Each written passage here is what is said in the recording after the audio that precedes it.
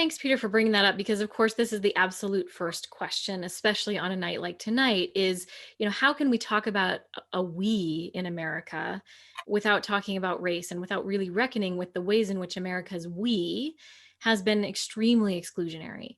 Um, so I want to just say, we've presented this story that's based on all of these graphs, right? And oftentimes we refer to those graphs as an inverted U curve, right? It looks like a rainbow, right? Things got better and better and better, and then worse and worse and worse over the course of this 20th century. So what would a graph look like that would try to capture America's movement or lack thereof toward racial equality and inclusion?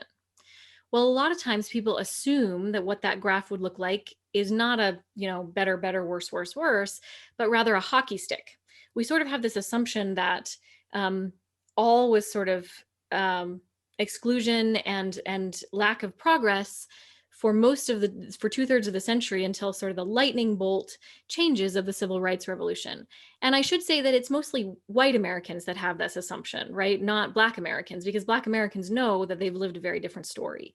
But I think a lot of white Americans sort of assume that America didn't really change a lot when it comes to race relations until the 1950s or 60s. And it's important to recognize that on a lot of measures, this is actually true, particularly measures that capture exclusion versus inclusion, right? So that's things like the longstanding lack of political representation for Black Americans, white supremacy, just generally in our culture, as well as in mainstream media representation. To a certain extent, things like residential segregation fit that model. Long-standing lack of entry into professional schools and professional jobs is another example. So there are a lot of ways in which there really was no change until the civil rights movement came and broke those barriers. But inclusion and equality are not the same thing. And so what was interesting to us is as we looked at all of the data on Black-white progress over the course of this period, we saw a very different looking shape when it comes to equality. Now we're talking about specifically material equality between Black and white Americans. And I want to make clear that the only reason that we are talking just about Black and white Americans is simply because there is no longitudinal data that covers the period that we're talking about for the full book, that takes into account other peoples of color. That's simply because they weren't measured as distinct groups consistently over that entire period. So it's really hard to draw conclusions that map onto this full time period with other groups besides African Americans. It's not because we don't care about their plight or because their story is not important. It's simply because this is the data that we have, and this is a very data-driven book. Actually, I think we have another slide, if we could bring that PowerPoint back up, that will show what this graph actually looks like. So this is a summary of Black-white material equality, the progress toward equality between the races on material measures. So things like life expectancy, infant mortality rates, high school completion, college graduation, earnings per worker, wealth, home ownership. And this measure even includes things like voter registration and voter participation. So these are really important measures of equality between the races. And we're looking at how fast and when did America move toward equality. So we have that same time horizon on the x-axis. And then on the y-axis here, you'll see it goes all the way up to 1.0. And that would indicate full equality, right? So it's very clear from this graph that we have never come anywhere close to full equality between the races. But I want to just look at the timing of when progress took place, because for us, when we looked at this data, we were surprised, right? That actually the greatest progress toward material equality for the races actually took place before the civil rights movement.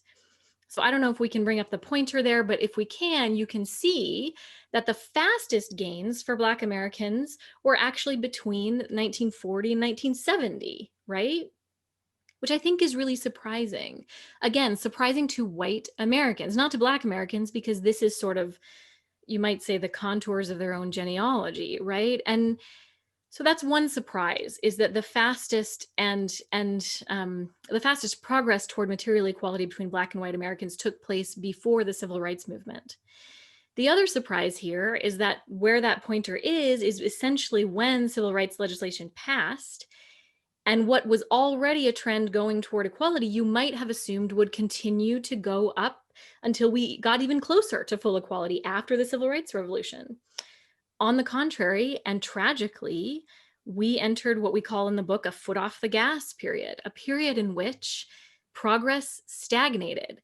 And on the individual measures that underlie this index, sometimes there was even reversal. For example, home ownership rates amongst Black Americans are lower today than they were in 1968 when the Fair Housing Act passed. College graduation rates are lower today than they were in the 70s. So this is a story that has two parts in the same sense that our I, we, I story has two parts. We have the part where we were sort of moving more in the direction of we, and then we have the part where we were moving more toward I. And I think the main message that we want to highlight here is that it's interesting that the moment when America takes its foot off the gas in terms of driving toward racial equality is the same moment that we turn more generally toward individualism, toward a focus on I. So it's not entirely clear, that one thing was driving the other, but it is interesting to note that the we decades were highly racialized. They were highly exclusionary, but at the same time, they were more hospitable to progress in terms of material equality than the I decades have been.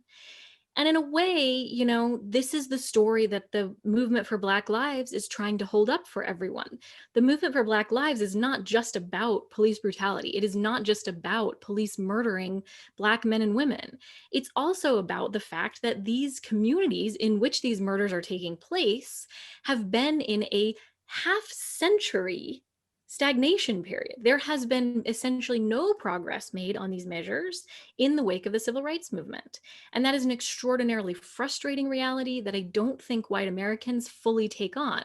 I think there's a sense that, like, oh, we sort of solved like the race thing with the civil rights movement. Like, what is everyone so upset about?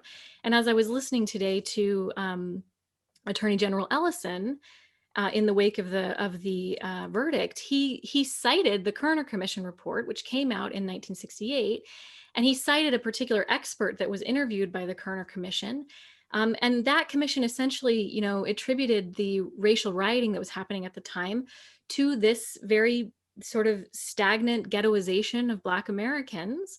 But that expert said, this is the same cause of the riots that happened a generation ago. And Attorney General Ellison was saying, this is the same cause of the protests that we're seeing today. So again, even though progress was made during the we decades, and it is important to take on the fact that a we mentality, even though it is racialized, is more hospitable to racial equality, at least in the material sense, we certainly have not done the underlying heart work to really deal with the racial reconciliation that needs to happen in this country. And so I think that, this data, again, as Bob said, we discovered this data well before George Floyd and the sort of 2020 movement of the Black Lives Matter movement. But the data here tells the story that Black Americans are trying to hold up for the nation in terms of accountability of what has and what has not happened in the wake of the civil rights movement.